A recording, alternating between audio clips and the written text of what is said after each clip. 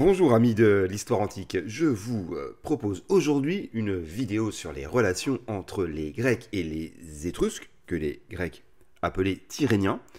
Les Étrusques se désignaient eux-mêmes sous le nom de Rasna, tandis que les Romains les appelaient Étrusci ou Tusci, ce dernier terme ayant donné son nom à la Toscane.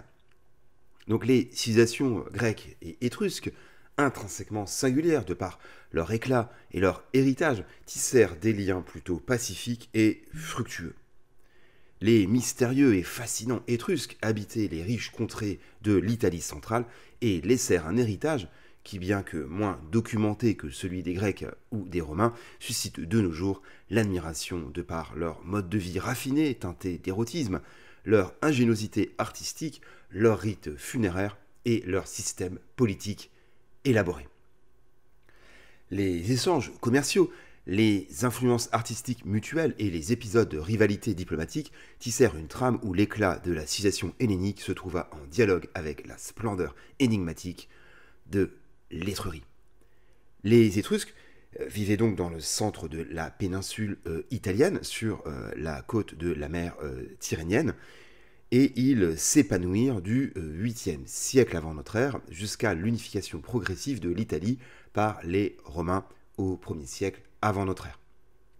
Les Étrusques ne furent jamais véritablement unifiés politiquement et formaient une fédération assez lâche de 12 cités-États appelée la Dodécapole. Ils initièrent un mouvement de colonisation interne à l'Italie, vers la plaine du Pô et vers la Campanie, au sud de l'Italie, où ils fondèrent de nombreux établissements, dont Pompéi. Leurs origines fait l'objet de débats intenses entre historiens, et cela même depuis l'Antiquité, entre la thèse de l'origine endogène et la thèse de l'origine exogène. Les Étrusques parlaient en effet une langue non indo-européenne qui n'est pas complètement déchiffrée encore à l'heure actuelle, même si leur alphabet hérité des Grecs peut être lu assez facilement. Donc tout ceci complexifie plus encore l'étude de leurs origines. Donc, concernant mes sources, je m'appuierai sur des pages Wikipédia dont certaines ont obtenu un label de qualité, même si je vais m'efforcer de clarifier tout ça, parce qu'on dira que c'est parfois un petit peu dense, un petit peu touffu. Donc je vais m'efforcer de vous résumer tout cela. Voyons en premier thème les origines des Étrusques. Donc, les avis des historiens antiques comme modernes diffèrent particulièrement au sujet des origines des Étrusques, sachant que deux thèses principales s'affrontent. Donc une thèse exogène qui lie les Étrusques à des migrations en provenance de Lydie, donc en Anatolie, et une thèse endogène qui lie les Étrusques à la culture villanovienne d'Italie du Nord. Mais comme souvent en pareil cas, il s'agira de proposer une synthèse de ces deux propositions, comme le suggèrent la plupart des étruscologues contemporains. Donc dans l'Antiquité, la thèse de l'origine orientale était la plus répandue. En effet, selon Hérodote, les Étrusques seraient d'origine lydienne et auraient migré depuis l'Anatolie à cause d'une famine qui aurait poussé leur roi à envoyer la moitié de son peuple à Smyrne, d'où ensuite ils auraient rejoint le centre de l'Italie sous l'autorité de son fils Tyrrhénos, qui donna donc son nom au xénonyme grec tyrrhénien. Alors Virgile affirmait dans l'Énéide qu'Énée et ses compatriotes troyens auraient fondé Rome, donc suite à la chute de Troie, mais qu'ils auraient été en fait eux-mêmes les descendants d'un certain Dardanos qui était originaire d'Étrurie. Alors à voir cependant que dans l'Iliade, Homère associe Énée à Dardanie, qui est en fait une cité proche de Troie. Donc il y a sûrement eu une confusion de la part de Virgile. Donc les auteurs grecs mentionnaient également un peuple tyrrhénien établi en mer Égée, principalement dans l'île de Lemnos, donc au nord de la mer Égée, sachant qu'une inscription et quelques graffitis dans une langue appelée lemnien et qui paraît très proche de l'étrusque fut retrouvée au XIXe siècle dans cette île. Donc certains historiens modernes émettent l'hypothèse que les Étrusques quittèrent la Troade à la fin du XIIIe siècle et identifient les Étrusques parmi les fameux peuples de la mer, dont certains étaient d'ailleurs appelés Teresh ou Djeker par les Égyptiens. Et qu'ensuite ils se seraient installés donc un temps en Crète, puis finalement en Italie centrale. Donc cette thèse exogène emportait la majorité des suffrages parmi les historiens jusqu'au milieu du XXe siècle, d'autant plus que de nombreux objets de style orientalisant furent découverts en Étrurie. Une deuxième thèse existe depuis l'Antiquité, telle que rapportée notamment par l'historien Denis d'Halicarnasse, donc celle d'une origine autochtone ou endogène. Donc pour Denis d'Halicarnasse, qui écrit au 1er siècle avant notre ère, les Étrusques auraient été en fait des pélages, nom que donnaient les Grecs au peuple de Grèce et de la mer Égée avant l'arrivée des Achéens, donc on dira des premiers Hellènes, premiers Grecs, au début du deuxième millénaire. Et que certains de ces pélages vivaient sur les côtes de l'Italie.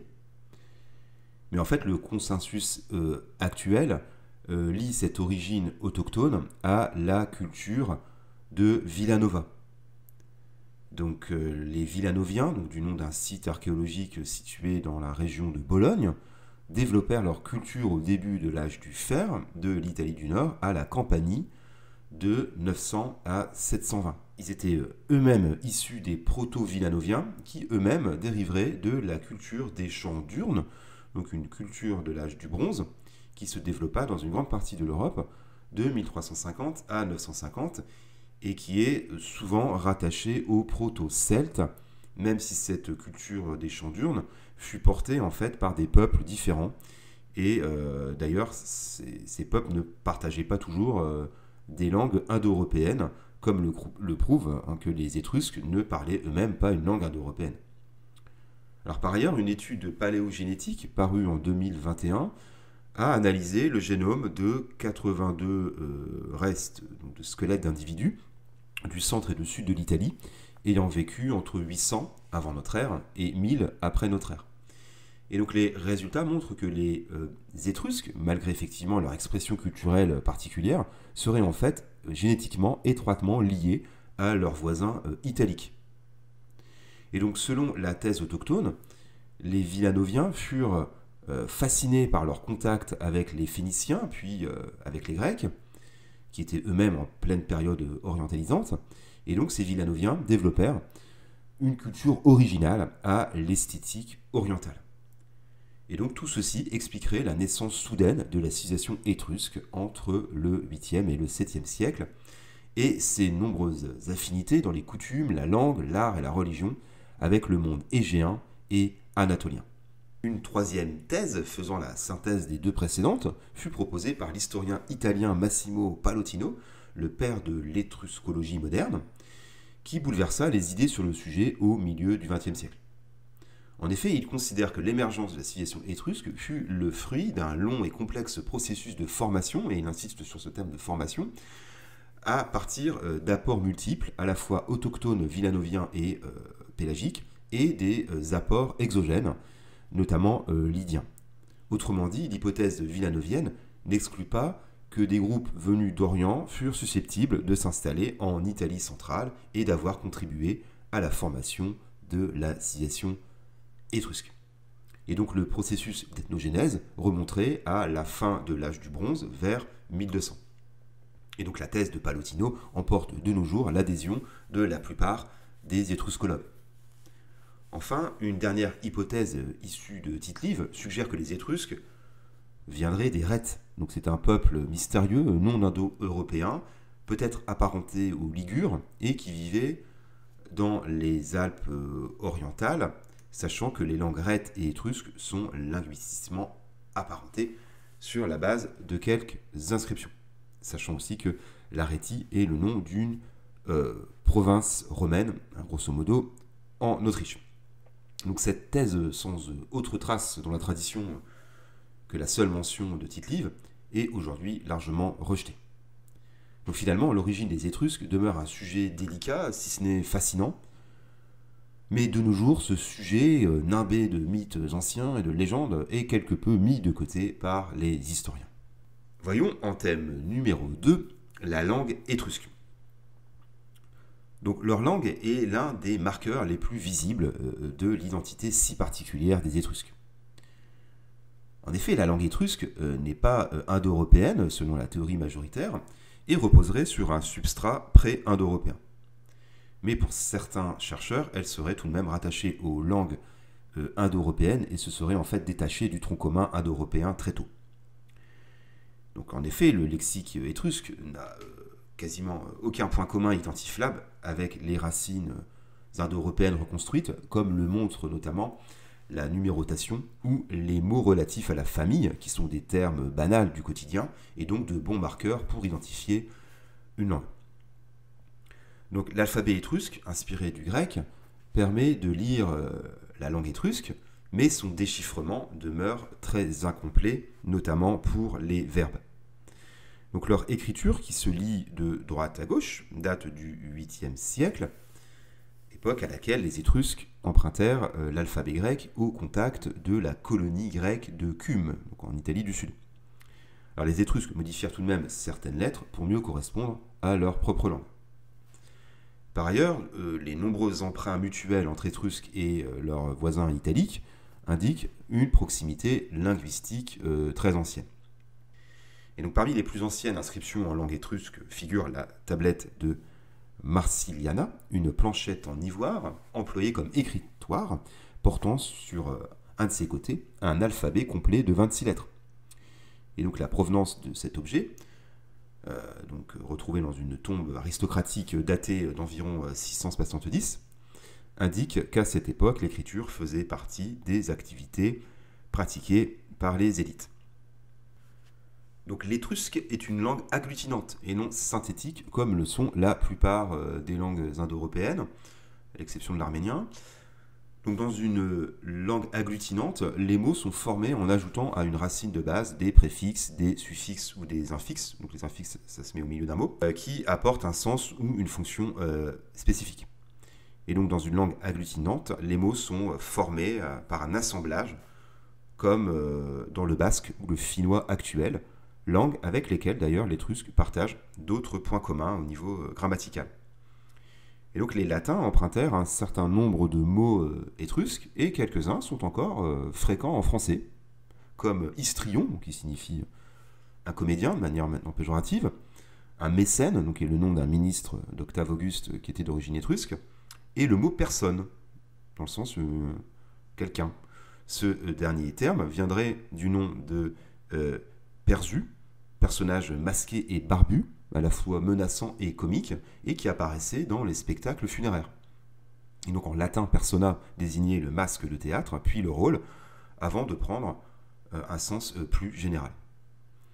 Enfin, la numérotation étrusque était fondée sur un système à base 10, adapté de la culture grecque attique, et qui fut transmise ensuite aux Romains. Alors voyons en thème numéro 3, la religion étrusque. Donc leur religion reste obscure, sachant la difficulté pour comprendre leur langue et le fait que nos connaissances se fondent essentiellement sur des écrits latins tardifs. Donc la religion étrusque reposait sur des croyances et des pratiques remontant à la culture villanovienne, donc du début de l'âge du fer, tout en étant fortement influencée par la mythologie de la Grèce, mais aussi de la Phénicie. Et donc au fil du temps, la religion romaine présenta des similitudes frappantes avec la religion étrusque, et Tite-Live insiste sur la profonde religiosité du peuple étrusque qui croyait dans l'immanence, c'est-à-dire que tous les phénomènes naturels avaient selon eux un sens et étaient donc des manifestations divines. Le panthéon étrusque était fortement influencé par la culture grecque, mais les Étrusques avaient leur caractère spécifique, comme la présence d'aruspices, donc des devins qui observaient les organes des animaux sacrifiés et qui auront une part importante chez les Romains qui seront consultés même jusqu'à la fin de l'Empire. Et donc les Étrusques attachaient également une grande importance aux rites funéraires. En effet, ils croyaient en une vie après la mort, un peu comme dans l'orphisme des Thraces et des Grecs, et pensaient que l'âme devait être bien préparée pour le voyage dans l'au-delà. Donc, parmi leurs principales divinités, nous pouvons citer donc Tinia, équivalent de Zeus Jupiter, le dieu du ciel, Uni, équivalent de Héra Junon, déesse du mariage et du foyer, Menvra, équivalente d'Athéna et de Minerve, déesse de la sagesse et des arts, Laran, équivalent d'Arès Mars, dieu de la guerre, Turan, équivalent d'Aphrodite Vénus, déesse de l'amour et de la beauté, Nétunes, équivalent de Poséidon Neptune, dieu de la mer, Apulu, équivalent d'Apollon, dieu du soleil et de la lumière, Aïta, équivalent d'Hadès, dieu des enfers, Velch, équivalent d'Héphaïstos Vulcain, dieu du feu et des métaux, Tagès, équivalent d'Hermès, Mercure, dieu de la divination. Donc il existait également des divinités assez mystérieuses, impénétrables, dont on ne connaît ni le nom ni le nombre, sachant que les Étrusques les appelaient par des termes assez vagues comme les dieux voilés. Enfin, les Étrusques utilisaient couramment des têtes votives, qui étaient déposées en offrande dans des sanctuaires, des temples ou d'autres lieux sacrés. Et ces têtes votives symbolisaient l'engagement du dévot envers la divinité et témoignaient de la piété et de la relation entre les Étrusques et leur divinité. Voyons en thème numéro 4 l'expansion des Étrusques. L'histoire de la civilisation étrusque se déploya sur 10 siècles, sachant que l'archéologie témoigne d'une culture villanovienne active, s'étendant donc du début du Xe à la fin du 8e siècle, mais les textes historiques la concernant font défaut. Puis à leur suite, les Étrusques connurent un essor de leur cité qui entretenait les échanges culturels et commerciaux avec divers peuples méditerranéens. Donc, excellents marins, les Étrusques contrôlaient alors la navigation dans les mers Tyrrhéniennes et Adriatiques. Ils étaient aussi réputés pour leurs fortifications ainsi que leurs ponts. Et donc ils s'étendirent militairement vers le sud de l'Italie, avec à l'époque le contrôle de la modeste Rome et la fondation de plusieurs colonies, dont Capoue et Pompéi. En 535, les Étrusques, qui étaient alors alliés aux Carthaginois, remportèrent une grande bataille navale au large de la Corse contre les Phocéens, donc de Massalia. Et à leur apogée au VIe siècle, l'emprise étrusque s'étendait de la plaine du Pô à la Campanie, donc la région de Naples. Les cités étrusques formaient à l'origine une confédération de 12 cités, la Dodécapole, à laquelle se seraient ajoutées par la suite deux autres confédérations, ainsi que plusieurs colonies ou comptoirs en Ligurie, en Gaule cisalpine et en Corse. Et donc les réunions annuelles de la fédération étaient essentiellement de nature religieuse et auraient pu être présidées par un magistrat suprême élu, mais tous les historiens ne sont pas d'accord avec cette thèse. Et donc les cités bénéficiaient d'une architecture très avancée et possédaient pour la plupart de solides enceintes et des positions géostratégiques. Chacune de ces cités était dirigée par une sorte de consul élu pour 1 an. Et les terres de Toscane, riches en minerais et bénéficiant de conditions naturelles très favorables, permirent de développer une industrie et une agriculture florissantes. Les produits étrusques étaient exportés dans l'ensemble des territoires italiques, mais également vers les marchés celtes, phéniciens, carthaginois et italo-grecs. Dans le même temps, les Étrusques apportaient des produits grecs et même égyptiens. La société étrusque, prospère et opulente, était de type oligarchique. Elle comprenait des hommes libres et des esclaves. Et au cœur de cette société, la femme étrusque était mise en valeur et semblait bénéficier de droits en tout point égaux à ceux de l'homme. La puissance militaire des Étrusques se manifestait d'abord sous la forme d'une puissante force navale et d'une infanterie ayant adopté un armement hoplitique et organisé en phalanges comme chez les Grecs.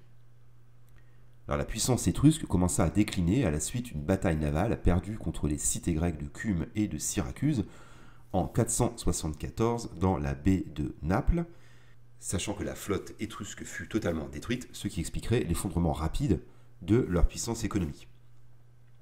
Sachant aussi que cette défaite profita aux tribus celtes qui envahirent la plaine du Pô et aux tribus samnites qui envahirent la Campanie. Et en 374, le tyran de Syracuse, Denis l'Ancien, mit fin à la domination étrusque sur la mer Tyrrhénienne.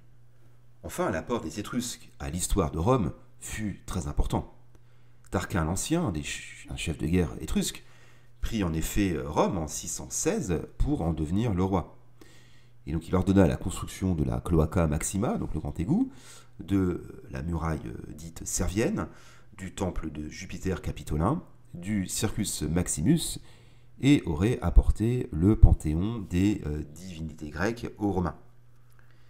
Et donc les Étrusques exercèrent une influence significative sur la culture romaine dans les domaines de l'art, de l'architecture, de la religion et de la gouvernance. Et des historiens comme Pierre Grimal affirment même que Rome fut en fait fondée par les Latins, mais sur une colonie étrusque préexistante. En tout cas, les historiens modernes s'accordent à considérer que les trois rois historiques étrusques firent de Rome une véritable ville. Nous verrons les conflits avec les Romains et la fin de la puissance étrusque dans une autre partie. Voyons en thème numéro 5 les Étrusques vus par les Grecs. Les Grecs, particulièrement les historiens, les voyageurs et les marchands, avaient une perception complexe des Étrusques. Alors d'une part, les Grecs reconnaissaient l'importance des Étrusques en tant que partenaires commerciaux. Les échanges commerciaux intensifs entre les deux civilisations conduisirent à une certaine admiration pour les compétences des Étrusques dans le commerce et l'artisanat. Les Grecs appréciaient en effet la qualité des produits étrusques, tels que les céramiques, les objets en bronze et les textiles, qui étaient souvent importés dans les cités grecques en tant que biens de luxe. Mais d'un autre côté, ils pouvaient percevoir certaines différences comme des signes de rusticité ou de manque de raffinement en comparaison à la sophistication grecque. Alors globalement, les Grecs avaient une vision péjorative des Étrusques. Elle était, on le suppose, en partie liée à la concurrence maritime entre les deux peuples qui opéraient alors dans les mêmes eaux. D'ailleurs, les Grecs avaient pour habitude de qualifier les Étrusques de pirates. Certains Grecs, en particulier les auteurs classiques, exprimaient donc des préjugés à l'égard de la société étrusque. Par exemple, Hérodote décrivait les Étrusques comme un peuple énigmatique aux pratiques religieuses étranges et qui pouvait susciter la méfiance. Alors, les Grecs étaient particulièrement interpellés par un aspect de la société étrusque, le rôle de la femme, qui, contrairement aux usages grecs, participait activement à la vie sociale. Les femmes étrusques bénéficiaient en effet d'une égalité de traitement, possédaient leur propre nom, participaient aux banquets avec les hommes, assistaient aux jeux publics, tenaient des postures érotiques et se montraient parfois toutes nues en public. Et des inscriptions et des tombes étrusques suggèrent que certaines femmes étrusques exerçaient des rôles de prêtresses, de chefs de famille et même de dirigeantes politiques. Et donc Théopompe, un historien grec du IVe siècle avant notre ère, fit une description des orgies étrusques qui restera dans la postérité, sachant que les hommes pratiquaient publiquement des activités sexuelles avec leurs épouses, des courtisanes ou des garçons. Et les Grecs conservateurs étaient aussi choqués par le luxe exubérant du mode de vie des classes dirigeantes. Les Grecs puis les Romains employaient d'ailleurs l'expression de truffés étrusques pour qualifier la prétendue mollesse des Étrusques, une mauvaise réputation que les historiens modernes ont remise en cause. La plupart des auteurs grecs et romains assimilaient donc le mode de vie étrusque à une culture marquée par les plaisirs et une forme d'indolence. Enrichis par leurs échanges commerciaux, les élites étrusques se mirent à montrer des mœurs dépravées aux yeux des Grecs. Et ces derniers jugeaient également de manière défavorable les pratiques étrusques dans l'habillement et la cosmétique, comme le fard des femmes, les bijoux, les couleurs voyantes et l'épilation des corps masculins et féminins. Alors, les Grecs moquaient l'embonpoint des protagonistes des banquets et un certain laisser-aller dû à la richesse du terroir de l'Étrurie. Et cette oisiveté peut être rapprochée du farniente et de la dolce vita qui fait la réputation des Italiens modernes. Voyons en thème numéro 6 les interactions entre Grecs et Étrusques. Les Étrusques, en intégrant les apports des Grecs, des Celtes, des Phéniciens, des Carthaginois et des Anatoliens, développèrent un art particulièrement riche et des disciplines intellectuelles comme l'urbanisme, la médecine et la divination. Et donc, les interactions entre Grecs et Étrusques furent diversifiées, sachant que je n'évoquerai pas ici les influences religieuses des Grecs, que j'ai traité précédemment. Alors nous avons aussi déjà évoqué le fait que les Étrusques adoptèrent l'alphabet grec au cours du 8e siècle. Et on suppose que cette adoption de l'alphabet facilita les échanges commerciaux entre les deux peuples. Donc les Grecs établirent à partir du 8e siècle des colonies le long de la côte italienne, notamment en Campanie et en Calabre. Et ces colonies furent des centres importants de commerce et de contacts culturels et contribuèrent à l'essor de la civilisation étrusque. En premier lieu, les Étrusques importèrent d'importantes quantités de céramique grecque, notamment des amphores, des coupes à boire et des cratères, et ces objets étaient utilisés à des fins utilitaires et rituels. Ensuite, les Étrusques furent fortement influencés par l'art grec, en particulier pendant la période archaïque. Et des éléments tels que les motifs géométriques, les scènes mythologiques et les représentations humaines furent adoptés par les artistes étrusques dans la décoration de leurs propres œuvres. Alors, les formes artistiques de l'artisanat étrusque, du moins pour le début de leur période, témoignent également d'emprunts aux Phéniciens, durant la période que les historiens appellent orientalisante.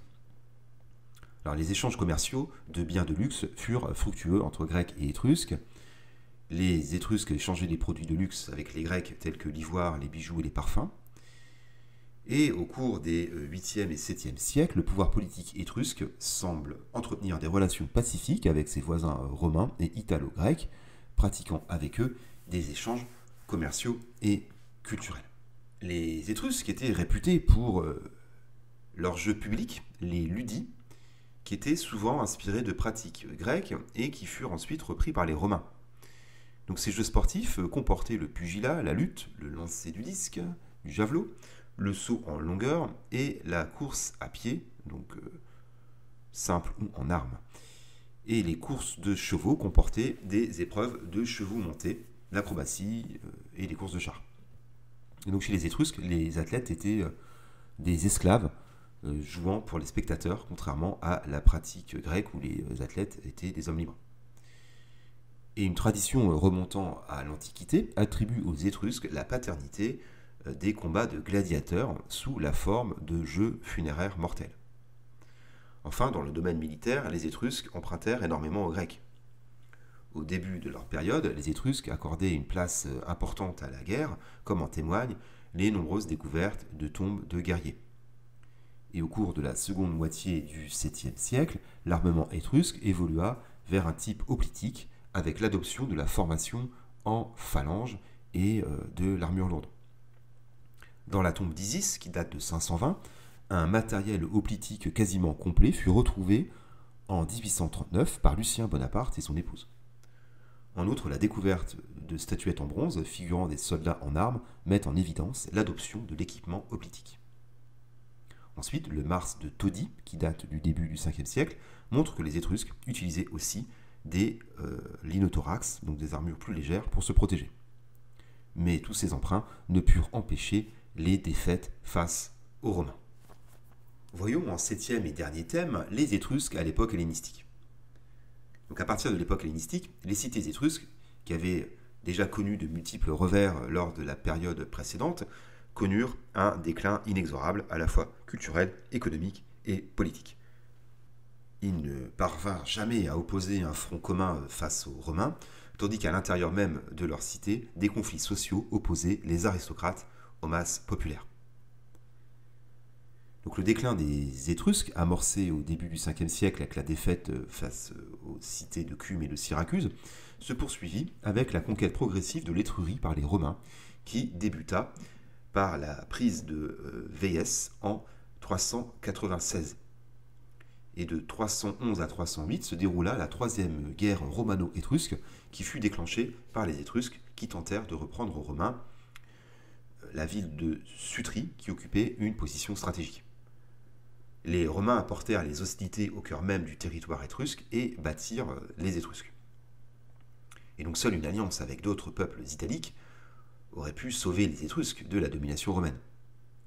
Et au cours de la troisième guerre samnite, en 295, les Étrusques entrèrent dans une coalition comprenant des Italiques et des Celtes, mais les Romains sortirent victorieux de cette guerre. Alors, ce déclin étrusque fut accéléré par l'expédition de Pyrrhus en Italie, entre 280 et 275, à l'appel de la cité grecque de Tarente. Donc le roi d'Épire, lointain cousin d'Alexandre le Grand, cherchait donc à s'allier avec les Étrusques, les Italiotes, c'est-à-dire les Grecs d'Italie, et les Italiques.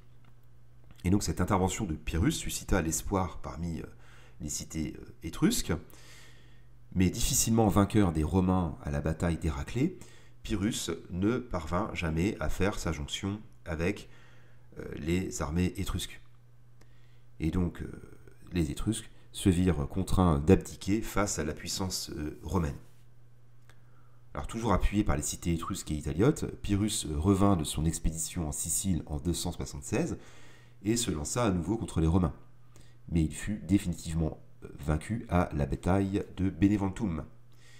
Et donc le dernier obstacle à la domination totale des Romains sur l'Italie était écarté, et les Romains avaient désormais le champ libre pour achever la conquête de l'Étrurie.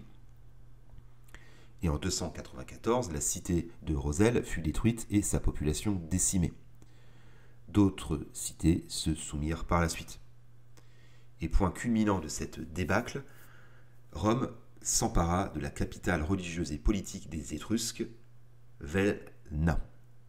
Lors de la deuxième guerre punique, seuls quelques Étrusques se rallièrent à Hannibal, et au début du IIe siècle, les Étrusques étaient déjà largement romanisés, même s'ils ne bénéficiaient pas encore de la citoyenneté romaine. Et donc ce siècle fut une période calme dans l'histoire étrusque, certaines cités connaissant une grande prospérité. Alors au 1er siècle avant notre ère, les Étrusques ne prirent pas part à la guerre sociale qui opposait les Romains à certains peuples italiques, et finalement, à l'image des autres peuples italiques, ils se virent accorder le droit de cité. Alors les Étrusques subirent les guerres entre Sylla et Marius, puis entre Marc-Antoine et Octave, avec leur lot de sièges et de destructions, et en 27 avant notre ère, l'Étrurie devint la 7e région impériale. Et finalement, au terme du règne d'Octave Auguste, les Aruspices annoncèrent en 14 l'achèvement de l'ultime siècle de la nation étrusque. En conclusion, l'exploration des rapports entre Grecs et Étrusques nous offre un regard neuf sur la mosaïque culturelle et ethnique de la Méditerranée antique, où la rencontre de ces deux mondes, en apparence distincts, créa un tissu culturel unique. Donc la perception des Grecs à l'égard des Étrusques était teintée de diverses nuances, allant de l'appréciation pour leurs compétences commerciales ou artistiques à des stéréotypes culturels, notamment sur la place des femmes. Ces perceptions variées attestent de la complexité des relations entre civilisations méditerranéennes et des multiples facettes qui composaient le tableau des interactions entre les Grecs et leurs voisins plus ou moins directs, comme on a pu le voir à d'autres occasions, notamment à propos des Thraces ou des Carthaginois ou des Scythes. Donc les Étrusques incarnaient finalement une part de féminité et de sensualité dans cette antiquité bientôt dominée par les virils et conquérants gréco-romains. Je vous remercie pour vos commentaires, vos abonnements et vos likes, et je vous dis à bientôt pour de nouvelles découvertes.